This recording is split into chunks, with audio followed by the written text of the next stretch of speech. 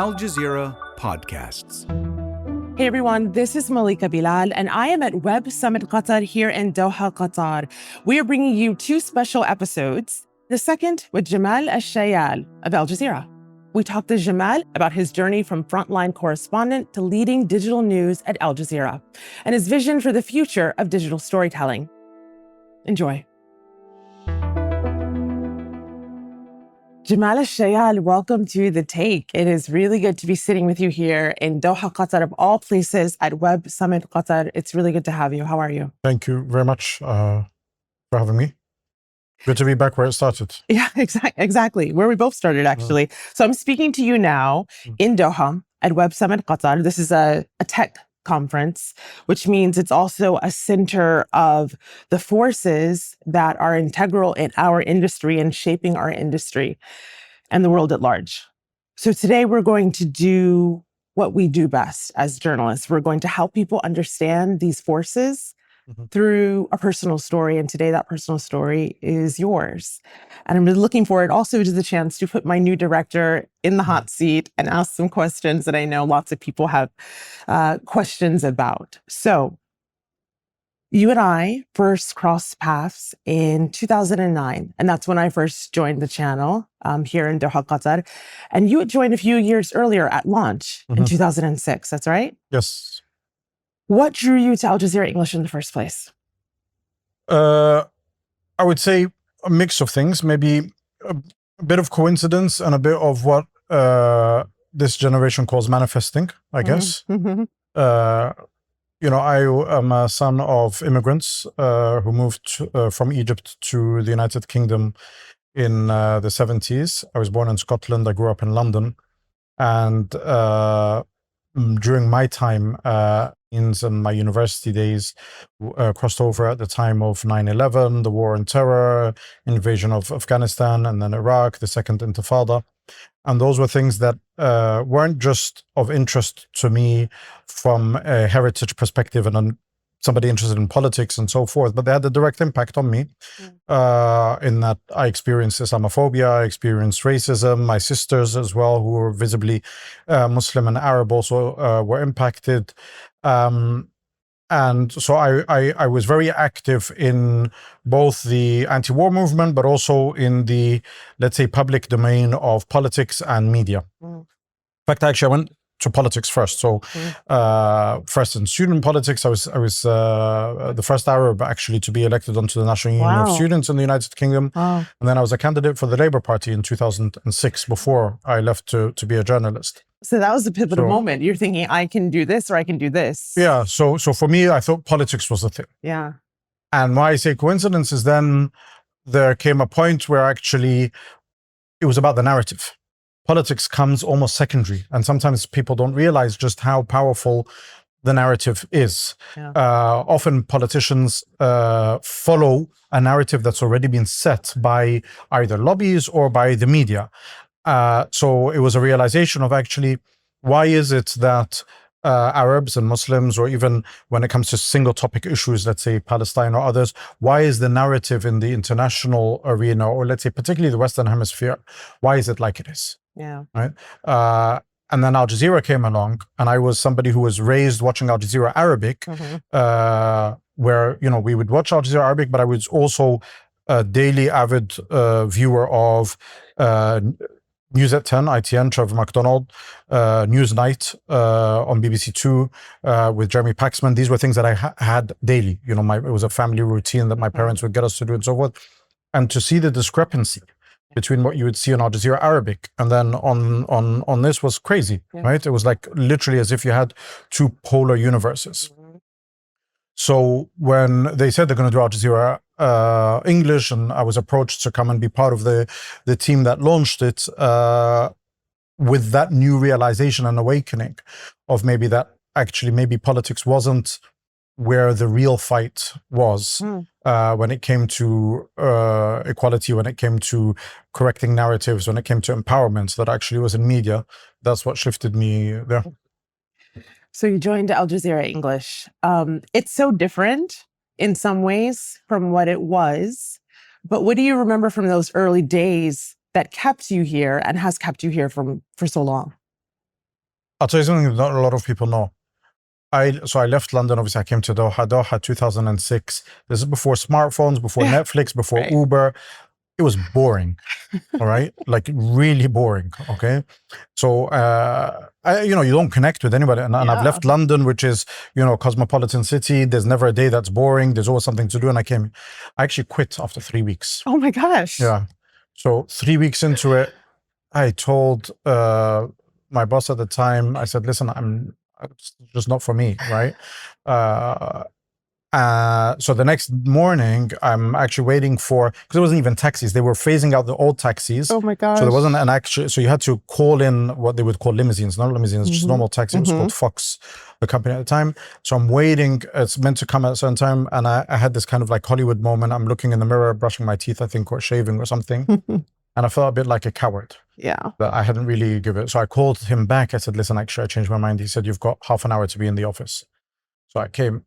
And the first... Were you half packed? I was packed. Really? Oh, that's it. I was everything. Another pivotal moment for you. So it's either the airport or it's back to the office. I was waiting for the taxi to take me to the airport. That's it. Wow. They changed the ticket, everything. The first few months I hated it. What I hated was, like I say, I come from a big family, I come from a big city, I come from constantly being, either whether it's in protests or lobbies or whatever, you're constantly doing something, coming to a city that was so much down, and we were still launching at the time, so it wasn't live and so forth. There was a lot of things. So I worked the first 3 months, no exaggeration. I did 90 days of work in a row, and I was doing about 12-hour shifts, right? The positive was I got a bonus after they thought I was very committed. They didn't realize I was doing that just so I don't you didn't have anything else to do. Yeah, But I learned so much. I worked on everything. I did everything from simultaneous translation to tape running to when we were doing the pilots, I was just doing a mock guest for the presenters, everything, which was really a huge learning experience for me.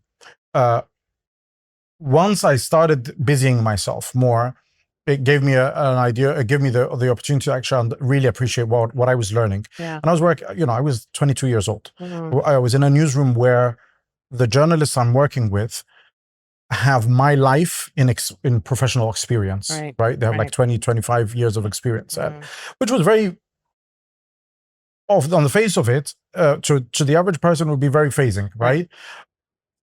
I'm kind of, a bit cocky as a person. So well, you were going to go into politics. So I wasn't really phased. And I think that caused a bit of other issues, right? Because I would go head to head with, like I say, journalists who and I remember, I had, without naming names, but I had huge fights with some of the, people who had 15, 20 years experience in the BBC, CNN, whatever, over terminology. Right. So I remember one of them was the separation wall, the apartheid wall in Palestine that Israel had built. And one of the journalists insisted on calling it a fence, right? And it was a whole thing. And we got into this fight and, got into this heated discussion about it. And I had to pull out the Oxford Dictionary to explain what a wall is and do it and so forth. And So again, it was a good experience in that because maybe, I guess, coming from a big city and being the youngest of 5 and whatnot, that you have to kind of like, prove yourself and so forth. It helped. Those arguments or those confrontations or whatever, and I would say this now to those, to people watching, and often the instinct is if you go into a place where there is a clash or a conflict, sometimes people they either recoil or they think, well, maybe this isn't the place. If anything, for me, it was actually a validation that I had to continue and be louder about what I was doing. Because it's a learning curve as well. Not every argument I was right in, right? And, and something. So when we launched, I remember we launched November 15th, 2006. And I remember the first bulletin. Welcome to Al Jazeera. It's November the 15th, day 1 of a new era in television news. Sami Zidan, Shuli Ghosh. We did lives. Noor Wazwaz was in Gaza. Harun Matasa. And I remember standing on the mezzanine. We were watching it. I was working under the time the deputy director of the channel. His name was Ibrahim Hilal, where I learned a lot from. in terms of TV understanding, was one of the masters of the industry. And there was a huge sense of both pride, but also a realization of the magnitude of what we were doing. Right. Reshaping that media landscape. Right. From the first, becoming the first ever English language international news channel to be broadcast from outside of the Western Hemisphere, that in and of itself, and that's maybe one of the things that constantly, even now when we're in digital, we have to remind ourselves the responsibility that comes with that. Yeah. What's interesting about that story that stands out to me is, yes, you got into this heated argument, as journalists do, about something terminology-based. Is it a wall? Is it a separation wall? Is it a fence? But that is at the heart of why people come to us, because we're not going to call this a fence. And so I want to take that notion and fast forward a little to 2011. Because of course, this is that pivotal moment. And here we are 15 years on from that moment. It is the uprisings that became known as the Arab Spring. And I think it's fair to say that that was the moment that Al Jazeera English truly broke onto the global stage. And so while it had fans, of course, that's the moment that people that may not have been watching, may not have been listening, truly took notice. And the channel became this bridge between the street and the world. And you were pivotal in that. You covered Egypt, Libya, Syria, Yemen. I actually want to share with you a picture you might not have seen, and we'll pull it up on our screens, but I'll share it here. So this is you. I took this picture because I was with you in Egypt during the Arab Spring. You're on a balcony overlooking Tahrir Square, and Ahmed Adali, the cameraman, is you're doing a live hit. Oh, this is one of the protesters. Yeah, exactly. This is an apartment building, because this is where we did our live shots. And you're young here, as I was also. I'm going to share actually an image of what I was doing. This is me. This is a correspondent with my jacket over his head as he records his VO, and I'm filing for the website the story of what's happened. So I share that story and I share these pictures because this thread of what we're seeing today, a lot of it starts here in these pivotal moments in Egypt and the Arab Spring. What did you learn about journalism then that you've taken with you today? I'll tell you, just to go back one step before, because there's 1.5 steps before. There's something that's also just very significant for Al Jazeera and for me. One for Al Jazeera, which was actually 2008. 2008 and the war on Gaza, or what the Israelis called Operation Cast Lead. Right. That actually was a hugely significant building block for Al Jazeera in their global thing. And that was coverage led by then colleagues Ayman Mohideen and Shireen Tadros, who were the only two English speaking. But, just to give them credit for in terms of laying the foundations for us then to build on it with that. And then the other half step is 2010 for me was covering the Gaza flotilla. And when they kidnapped us from international waters and so forth, was also very important for me because I was going there actually as a producer, not as a reporter. But again, destiny had it that the reporter that I was there to produce was asleep at the time of the attack, and I ended up being the one who was reporting on it. The organizers on board the Mavi Marmara, after 2 people have been confirmed killed by the Israeli army, have now asked all the passengers to go inside. They've raised the white flag. This after Israeli commandos descended upon the ship in international water. Again, it's important why, I said in the beginning about kind of half jokingly about manifestation, but it's actually true in that, particularly as journalists, but generally in life, if you work towards something, ultimately when the time arises, you're ready for it. And what I mean by that is one of the things that pushed me to want to be a journalist was to correct a false narrative on certain topics, one of them being Palestine, right? So that was key to me, okay? Because as a consequence, the longest ongoing occupation, the amount of Islamophobia that comes out of it, the racism, the human, and now we're just seeing the genocide and so forth, okay? So this for me was always something. I pitched to go to be the reporter on the flotilla. The director of news at the time said to me, no, you're not ready. You can go as a producer. We went, he sent with me a reporter. I had the idea that this was, there's something massive, significant. They're trying to break the blockade. I'm not there to report, but I'm ready if we do. And ultimately, when it happens, it did. The other reason why I went into journalism as well was the idea that Arabs generally are misunderstood or misrepresented, either or. So it's either intentionally misrepresented or from an ignorance perspective, misunderstood in the Western Hemisphere. So when the Arab Spring came, January 25th, I'm actually in Doha, right? And I start watching what's happening, obviously, in Tahrir Square and so forth. And I remember sitting, and I was with somebody at the time, and I said, when we saw how large the numbers were in the streets, I said, that's it. There's no going back from here, right? I remember the person with me said, no, you're meant to. And the person actually grew up in Egypt. I never grew up in Egypt. The person with me grew up, spent their entire life in Egypt, said, you're over-exaggerating this wishful thinking. I said, it doesn't go back from here. Why? Because we had never seen something like this. And a few months before, I had reported on the last parliamentary elections under Mubarak, right? And I'd seen some things. And funnily enough, I wrote an article at the time. I said, what I had seen in a city called Mahalla, which is a very industrial city and so forth, had if it were to spread in other cities, you would see a revolution, but I don't think it will, right? And this was in October of it, right?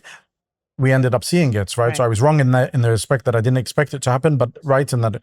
So the next day in the morning, January 26th, I went to the office and I said, listen, I'm going to Egypt, right? To the director of news. So he said, no, you're not. You're going to go and sit down and go through this stuff.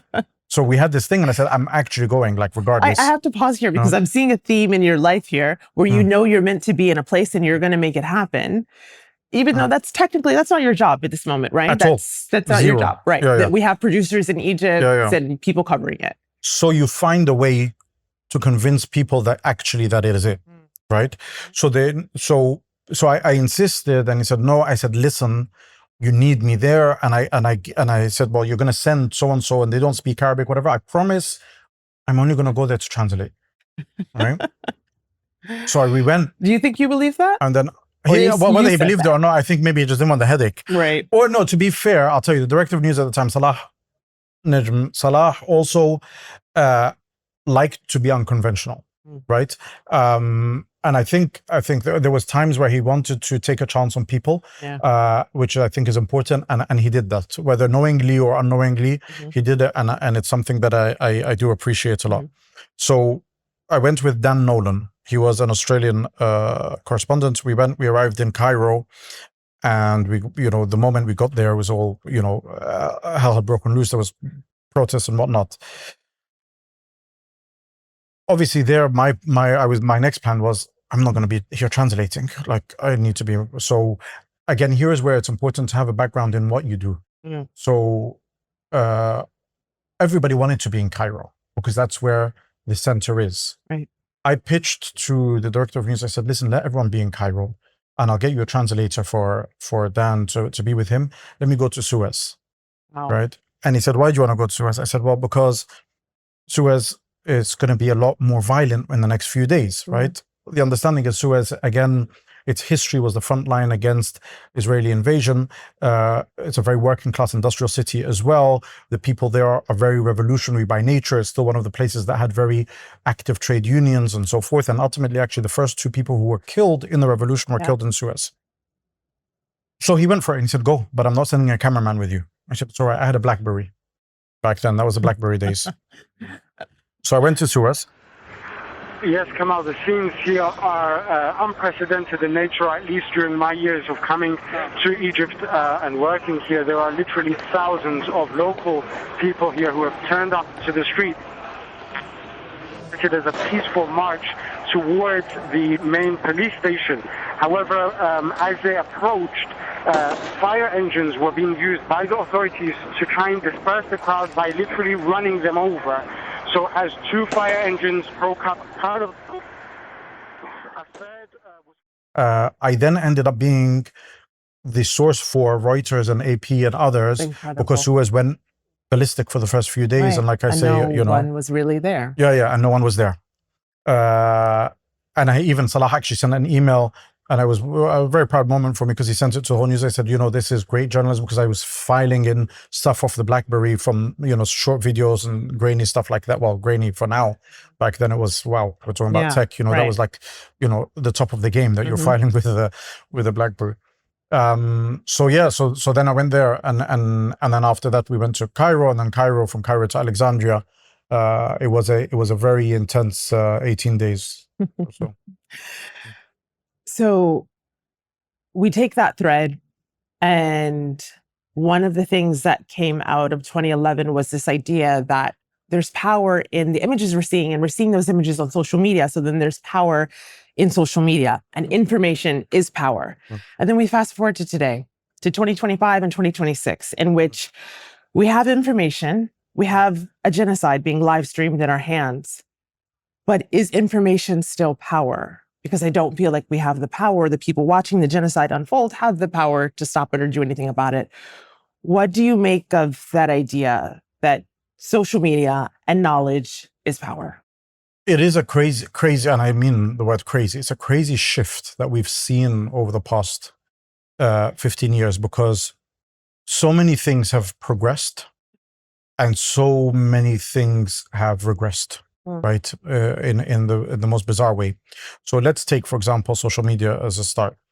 Social media was a factor that helped societies across the Arab world, at least when we're talking about the Arab Spring, express themselves despite the attempts of the state to repress them. Right, so you couldn't go out at the time before to protest. You couldn't freely organize and so forth. So people went to Facebook, they went to Twitter at the time, and so forth. Right, pre-algorithm. Right, you could do what you want and so forth. And who were the let's say the baddies in this was the governments. Right, power shifted. Now the people who are actually quashing freedom of expression are the very entities that owe their success to those who went to them to express their freedom of speech, right? So it's a huge betrayal, number one, by tech companies, like beyond belief, that really they need to be held accountable for, quite frankly, and will be, I'm sure, one day. But it is such a dark irony that has taken place, right? So where I would say, whereas before, the challenges that the people faced in 2011 before, and even before 1996 when Al Jazeera launched as a channel, 1996, for example, what the proposition that Al Jazeera presented to the audience was that it was going to be voice of the voiceless, and also that it was giving a space that was antagonistic, let's say, not intentionally, purposefully, but it was antagonistic to the powers that be, those governments and regimes that didn't want the people to hear another alternative. Where we are today, that power has shifted from governments to big tech. And one of the clearest crystallizations of this, when you look at that photo of of Trump with the people around him, and they're all owners of those biggest tech companies. When we look at the acquisition of TikTok, and we look at what Musk has done with X and so forth, it's very clear. So it is a shame, unfortunately, that has happened. At the same time, you ask, do you feel like the power of the people, let's say, to do something has diminished because at the time when people mobilized? I don't think it's diminished, but I do think, in fact, actually, in the long term, I'm a lot more optimistic. But we are going through a certain cycle that the first round of people action and mobilization that we saw in 2011, and even not just in the Arab Spring, but also the anti-war movement against Iraq. And then when we saw later on, now over the past 2 years of people mobilizing to stop a genocide, the immediacy in results is not what's important. It is reversing social conditioning that has been going on for the past 100 years, that has been telling societies from Washington to New Delhi that, people have a right to a land based on some religious belief that they have from thousands of years ago, that they are chosen, that they are better, and that everybody else who are actually victims are actually the perpetrators and so forth. That is not something that is a quick win, and that is not something that should be. Or even if let's take another topic, whether it's even about, for example, what we're witnessing now with regards to kind of global warming, and when we're looking at what's happening to the theft of rare minerals, or pick whatever topic it is. An immediate result is not what's important. What's important from a journalistic perspective is empowering people through knowledge, is ensuring that the stuff that powers that be that don't once report it are reported, and giving a voice to the voiceless. It's frustrating. It's very demoralizing when we're doing that and we're still seeing the deaths taking place and the killing and the murder. But unfortunately, there's no such thing as a rules-based order. We've finally realized that, although many of us have been saying it for decades. And until an actual power comes that says, you know what, it's bad to massacre children.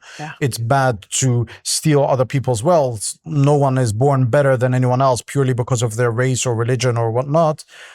Then our job is to pave the way for that to happen. Well, then how do you plan to pave that way? Because, of course, you are now the director of Al Jazeera Digital Content. And under your new leadership, you're doing it globally. You're looking at different languages, not just English. Of course, this podcast is broadcast in English to English-speaking audiences all around the world.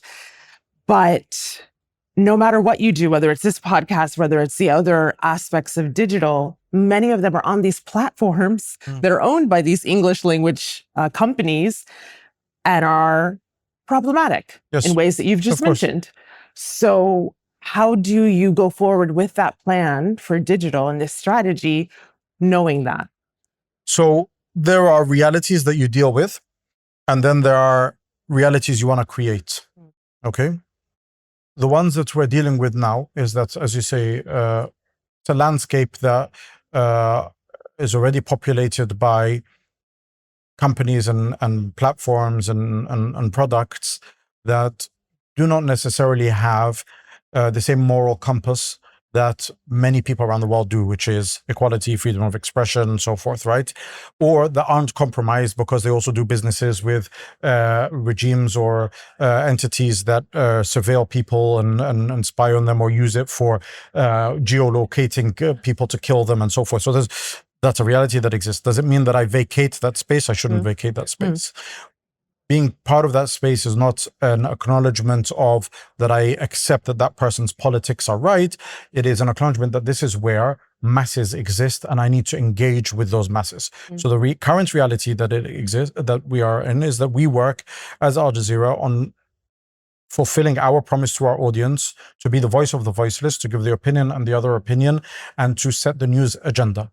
Set the news agenda here isn't to create news. No, it is to not follow what the centers of power want the masses to follow, but to present the news agenda that matters most to people, particularly when we're talking about reversing that flow from north to south to make it south to north. Okay? But beyond, let's say, beyond that jargon or those big things that I've said, what are we going to do? Yeah. There's a few things. The job I had before, we launched Al Jazeera 360. It was an Arabic language product. It was our streaming platform. The idea behind having our streaming platform is to own our own platform. So what we will be working on and have started working on is, whilst we will never vacate the social media platforms that exist, we are working on having our own home for audiences to come to read, watch, listen to our content, engage with it, free from any algorithms that are there to prevent information getting out. And that's something I hope, inshallah, we will have and will come to reality in the very near future. Added to that, what's very important is, whilst in the English-speaking media landscape is hugely important, and maybe one of the most important. It's not everybody speaks English. Right. And in fact, look at what's happening now in terms of shifts of power, particularly towards China, towards India and so forth. It's there. There's a big shift there, and there's a big center of power there. And there are people there that have stories that it is our responsibility to tell. And there are things that need to be discussed with that audience and so forth and engage with. So we will be this year relaunching Al Jazeera Balkans as a digital platform. We will be hopefully within the next 2 years launching new platforms that are going to be both in the subcontinent in Asia as well as in Africa with the languages that the people speak there, that aren't going to be localized to the point that it detaches those people from the rest of the world, but will have a localized approach that they will feel that they will see it, as is Al Jazeera. We don't believe in parachute journalism. So we'll have faces from those areas talking about their issues, but connecting them to the world and connecting the world to them. Well, I want to talk about trust then, because to do that, people have to know the product. And if they don't know you, learn you and then trust you. So one of the things I hear often from Take viewers and listeners that really, for lack of a better term, really warms my heart, as cheesy as it sounds, is that they trust us. And they have trusted us, but especially over the coverage of this genocide. But even before that, they're getting news that they don't see other places. And they feel that it's verifiable and it's trustworthy. Being here at this conference, we are surrounded by companies, many of whom are trying to push AI. Artificial intelligence is the new thing. But it is no surprise to you or other people that AI also comes embedded with it a sense of something that makes people not sure they can trust it. 100%. Is it real? Is it fake? Yeah.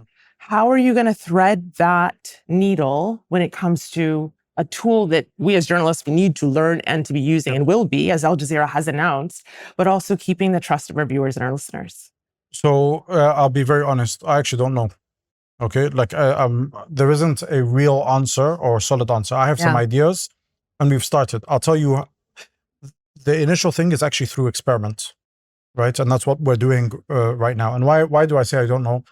It's not a way to cop out, but also it's the honesty that's very important. I think people want honesty, so that works. The pace in which AI is involving itself in every single aspect of our life is way too fast for anyone to give you a definitive answer now, right? And anyone who does, I think, either misunderstands how significant the revolution is with AI or is lying, quite frankly. Now, the one I can say what we're not going to use it for, and this is the most important thing for me, right? AI will never be used, as far as we are concerned at Al Jazeera, to generate scripts. It will not be there to be used as a alternative to journalism, to actually reporting on something, to come up with proper data, to verify and so forth. AI will never be used to replace a journalist. The bread and butter of journalism will always be there. And I'll tell you why, by the way, it will never be used. Aside from the integrity that Al Jazeera always maintains, we have had dozens, unfortunately, of journalists who've been killed. Right, over the past 30 years now. From Tariq Ayoub to Iraq to Anas al-Sharif in Gaza, people in Syria and in Yemen. And if anything, just out of commitment to the legacy that they have put and the standard that they have put, that is something that I for one, believe has to be protected and so forth. And when you talk about trust, people trust Al Jazeera because they know that the journalists out there are willing literally to put their life on the line to get, when they shouldn't, they don't intentionally want to, but where they put their life on the line to get a message out. Where we are testing it is in terms of editing. Right? Editing, not to doctor something, no, editing is in video editing something to expedite something. Where, for example, one of the things we're using it is to beat the algorithm in social media. When I put out a picture, unfortunately now, of a Palestinian body, right, a child in Gaza on Instagram, it's getting a fraction of views. If I do an AI generated image, the number is correct. And I'm not saying that this is an action. I very clearly label it as an AI generated image, but the news itself that's humanly written and humanly verified reaches tenfold more people, right? So And is it, in your belief, because people want it, or because the algorithms and the companies want to push it out? Yeah, this is the point. And sometimes you're going to do something that maybe isn't 100% exactly how you want to do it, but you have to work around it, right? And I think, by the way, just on that point to finish, one of the things we are working on is having a very clear AI guidebook, and ethics-based one. So we are actually engaging with some universities now, particularly the media industry has a lot of media ethics departments around the world that we're drafting up something that hopefully will be a basis for that. Okay, so I want to end here with podcasts, since you are on Al Jazeera's flagship podcast. We did an episode a few months ago about how podcasts are becoming this vehicle for politicians to come on and to soften their image and to avoid accountability and avoid talking about the hard issues, because a podcast is a friendly space, it's conversational, it's laid back. BBC Hard Talk, thing of the past. And now we have someone like Israeli Prime Minister Benjamin Netanyahu on the Now Voice. Agree completely. You like Burger King over McDonald's? That's your worst take, I think. Absolutely. That's a crazy take. No, that was fine. I mean, I like Burger King. The answer is yes. How do we give audiences what they seem to want? Because these things are watched and the numbers are high, while not letting go of our journalistic values and not letting ourselves off the hook. Because we want to give the people what they want, but we also have a duty to give them what we believe we got into this job for, which is the truth.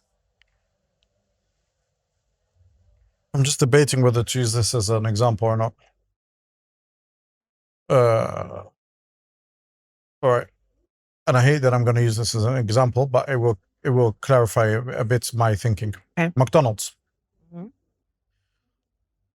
Junk food, crappy food, unethical business, right? Right. There was a phase where people decided they wanted to be healthy, right?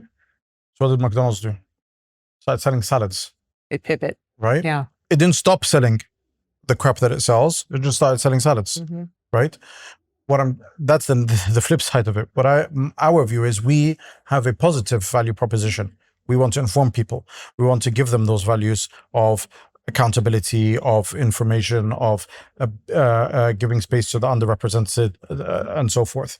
So where we look at what audience want, we look at it not from the perspective of, oh my God, a rabbit fighting a kangaroo got 1 million views, so let's do that. Yeah. No, we look at, say, okay, the format of a podcast is one that audience are, like and are drawn to. Yeah. So let us repackage what we're doing into a podcast. And this is the balance that's very important when it comes to it, because often a lot of media, particularly actually I'll tell you in the Arab world, but just even beyond, they've lost that idea of them being the ones who are set the agenda and have just followed trends purely for clicks and likes and so forth. That's not Al Jazeera, right? Al Jazeera is not there to be liked, it's there to be respected. We'd love it. It's a bonus if you like us, right? Yeah. But we're not here for popularity. We're not an entertainment entity. We want to be a trusted and respected authority. And that for us is a lot more important. So yes, when we think of podcasts, and I'll say this actually, one of the things, yes, it's a very successful format. In fact, part of our strategy for this year is to increase the number of podcasts and vodcasts that we produce. So there will be a new slate before the end of the year, inshallah, that will have several different shows and in different formats from different parts of the world that I'm sure our audience will hopefully engage with and appreciate as well. Yeah.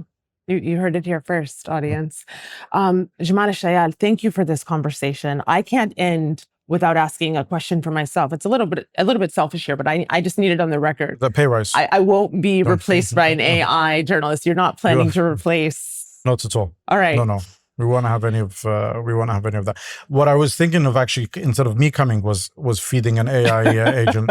None of them look as good as me. I think our audience would know the difference because this was human, it was real, and it felt genuine. And so I appreciate that. I appreciate you for that and for giving us the time. Thank you. Thank you very much.